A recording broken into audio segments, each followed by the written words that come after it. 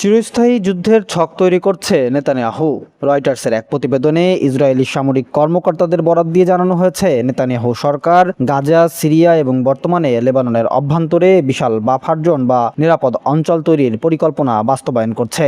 আন্তর্জাতিক গণমাধ্যম ও সমর বিশেষজ্ঞদের মতে হামাস, হিজবুল্লাহ কিংবা ইরানকে পুরোপুরি নির্মূল করা সম্ভব নয়। এই বাস্তবতাকে মেনে নিয়ে নেতানিয়াহু এখন অঞ্চল জুড়ে একটি আধা স্থায়ী বা চিরস্থায়ী যুদ্ধের পরিবেশ বজায় রাখার কৌশল নিয়েছেন।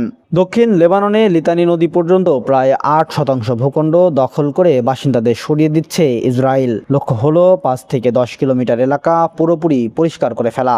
গাজায় স্থায়ী সামরিক নিয়ন্ত্রণ এবং সিরিয়ায় সীমান্ত এলাকায় নতুন বাফার জোন তৈরির মাধ্যমে ইসরায়েল নিজের সীমানা কার্যত বাড়িয়ে নিচ্ছে। বিশ্লেষকদের মতে ইসরায়েলে আগামী 6 মাসের মধ্যে নির্বাচন, কোনো সুনির্দিষ্ট জয় ছাড়াই যুদ্ধ শেষ করলে নেতানিয়াহুর গদি হারানোর প্রায় নিশ্চিত। তাই যুদ্ধ দীর্ঘায়িত করে তিনি নিজেকে নিরাপত্তার রক্ষক হিসেবে তুলে ধরতে চাইছেন। কার্নেগি এডমাউন্টের বিশেষজ্ঞ নাথান ব্রাউন মনে করেন, ইসরায়েলি নেতারা এখন বিশ্বাস করেন যে প্রতিপক্ষকে সবসময় তটস্থ রাখা বা নিয়মিত হামলার মাধ্যমে তাদের ছত্রভঙ্গ রাখাই হলো নতুন জয়। একেই তারা চিরস্থায়ী যুদ্ধ হিসেবে দেখছেন। সম্প্রতি পাকিস্তানের মধ্যস্থতায় ইরান ও যুক্তরাষ্ট্রের মধ্যে 14 দিনের একটি সাময়িক যুদ্ধবিরতি কার্যকর হয়েছে।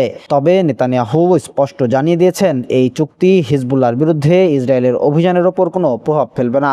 এমনকি যুদ্ধবিরতি যাতে না হয় সেজন্য তিনি শেষ পর্যন্ত ওয়াশিংটনকে চাপ দিয়েছিলেন বলে জানা গেছে। সব মিলিয়ে একদিকে পরাশক্তিগুলোর শান্তি প্রক্রিয়া আর অন্যদিকে নেতানিয়াহুর আঞ্চলিক আধিপত্য বিস্তারের ছক, এই দুইয়ের জাতাকলে মধ্যপ্রাচ্য আবারও এক অনিশ্চিত ও দীর্ঘমেয়াদী রক্তক্ষয়ী সংঘাতের মুখে দাঁড়াতে যাচ্ছে বলে মনে করছেন আন্তর্জাতিক বিশ্লেষকরা।